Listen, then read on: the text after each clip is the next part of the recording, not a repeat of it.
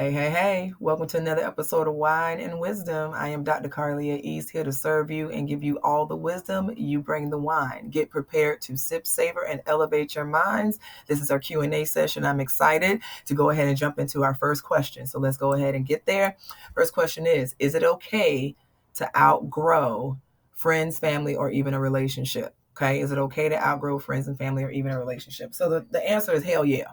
Absolutely, it's okay to outgrow friends and family and relationships.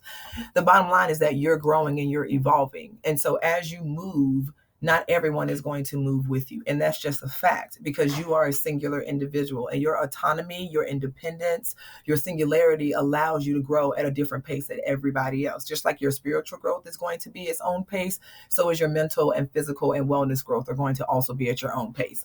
So first thing first is your needs change as you grow. That's the most important thing that you need to understand. The needs that I had in my 20s and 30s are not the same needs that I have in my 40s. The desires that I have are different. And so what feeds you, what feeds your soul, and what fires up your energy may not be the same thing that fed you and fired you up before because you have grown. Also, maybe you have already outgrown those things, right, as you level up. And so behaviors or tasks or places that you used to go, things that you used to enjoy doing, been there, done that.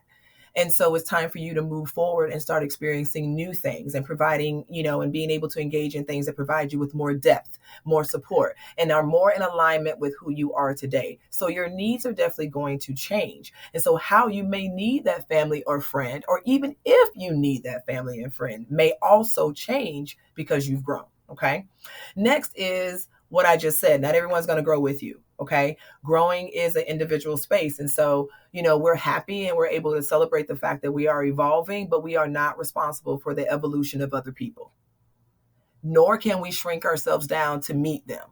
I don't know how many times we feel like we are guilty for surpassing someone. Let me tell y'all something. Everyone has access. It may not be the same level of access, and I get it. And there may be more hurdles for some of us to get to that access as others. But the bottom line is the access is there because you chose to access it, because you chose to jump through those hurdles. Does that mean that you did not fight for every space that you're in right now?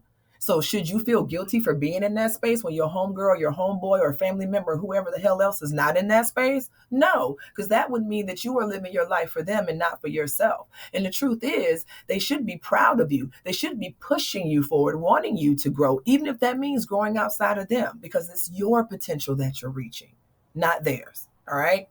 Next is when we do let go of someone that we care about because of growth, that doesn't mean that we don't love them. Okay. I have friends, I have family, and then I have friends and family that are my core versus the friends and family that are my external supports. Bottom line, not everyone can be in the circle. Okay. And as you grow, you may find that the relationships that you had with someone served you well when you were at this age or going through that stage or going through that trauma. But now you are going through something different. And so there may be a family member that is better capable of handling that particular level of where you are. Or maybe you don't need anyone to help you on where you are because you're straight. So again, that doesn't mean that the love is not there. So if that person can't appreciate the fact that they served in a purpose in your life when you needed them and just be proud of the fact that they did that, then that's where the issue comes. Because now they are trying to make you feel guilty, right? When the truth is you are independent and you've grown and they should be proud that you've grown that far. Okay. So when it comes to outgrowing family and stuff like that, you're not betraying them. You're not betraying your friends. You are stepping into your worth. You are stepping into your value. And anyone that genuinely cared about you when you were on that journey is going to want you to step into those moments like a champ and are going to, motivate you so that you can go further than that. So keep that in mind. All right. Next question. How do I handle family who don't respect my boundaries? Get rid of them. I mean, I know you can't do that, but family or not, your boundaries deserve to be respected, point blank, period. Again, we just talked about your growth. So growing also means setting boundaries for people who are not respecting your growth or who are not capable of handling the fact that you are growing and maybe they are still stagnant. Okay. So number one, you got to be clear and firm and consistent about what you want to set your boundaries on. Many a times we have in our minds what we want our boundary to be, and then we skirt all around the issue instead of saying exactly what it is to the people. We're trying to say it to them with love. We're trying to sandwich it. We want to make sure we don't offend them. The problem is they are already offending you, have been offending you, and will continue to offend you while you trying to tiptoe around the damn obvious. Check their asses. It's just that simple. It's not going to be pleasant. Anytime that we have to correct someone's behavior as it relates to us, it is not a pleasant task. But the bottom line is, if you do not correct that behavior, then you're complicit in it and you will allow it to take place. And so then you are involved in your own abuse at that particular point. All right. The next thing you want to do is enforce your consequences. So let's say you're firm and you're clear, you're consistent about what your boundaries are, but this person keeps violating your shit. Well, you have to have a consequence. Again, how are you going to come to the table with expectations, with rules, with no consequences? If you have a friend or a family member that is consistently violating a rule that you have to have a consequence for that. Because what are the repercussions for those actions? If I know that I can continue to just show up to your house unannounced, I'll give you one because I don't play that. Let's say you have someone that does that in your family. They just show the hell up like anytime they want. And want you to be opening the door and they want to eat all your food and drink all your drink and have conversation and leave. Don't leave no tip at the door. Okay? Let's say you got one of them. If you are firm, like, hey, you can't just keep popping up at my house. If you want to come over, we need to set up a date. You need to call me, then we can set up a time. Now, if that sapsucker keep popping up at your house, why you keep opening the door? That's all I'm saying. I know your car in the driveway. I know they can see it. But your boundary is you don't pop up at my house like that. So I don't have to confirm nor deny that I'm inside this sucker, do I? Or you can know I'm in here and I still don't have to come to the door because you weren't invited into this space. And that is a blatant disrespect on me when you are coming into my space that I pay bills for to do what you want to do. We're not going to allow that. And I know sometimes that can be harsh and it can seem like you're being rude, but the bottom line is they're already being rude to you. And if they had a rule like that said, hey, listen, I like for us to kick it, but just call me before you come. Would you not respect that? That part. So just like you would respect the game, they need to respect the hustle. Okay.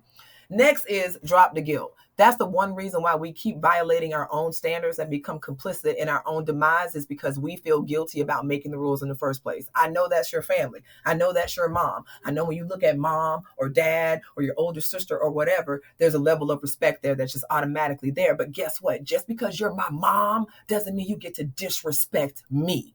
Because when I became grown, I became a grown woman, just like you a grown woman. So now we're having grown woman conversation. We're not having mother and daughter conversation. We're not having father and son conversation. We're having adult conversation where I pay all my bills in my house and you pay your bills in your house. And just like you had rules and regulations when I was a child, no longer a child now, about how you wanted stuff to go in your house, guess what? I got rules and regulations on how shit go roll in my house because it's mine now. Mom. And you know what, Mom? You taught me how to be independent. You taught me how to set rules and standards for what I want. So why would you not want me to do what you taught me? Come on now. Y'all better pick up what I'm putting down. Stop with the guilt. If you were raised to be strong and independent, be strong and independent. Okay? You're not going to be slow and crippled just because it's someone that is in your family. We're not going to allow that. So protecting your peace is not disrespectful. It is a necessary thing in order for you to still navigate your life because you got all this other stuff that you got going on that they don't even know about. So again, no guilt, no explanations needed. At the end of the day, your boundaries teach people how to treat you, how to respect you. And if they do not respect you, then why are they even in your presence? Okay, and that's real talk. So some of y'all are having some real battles with some of these family members. Again, that's why you need a therapist to help you figure some of that shit out. So please like, share, and follow me. Make sure you set up an appointment if you haven't already. If these are things that are hitting, if I'm pushing your buttons, that means it's time for you to start getting that real talk. Okay, that therapy in color that you know you need. Okay, I want you all to be healthy and be safe. Please keep sending me your questions. I'll be back in another 2 weeks with another vibe. Bye.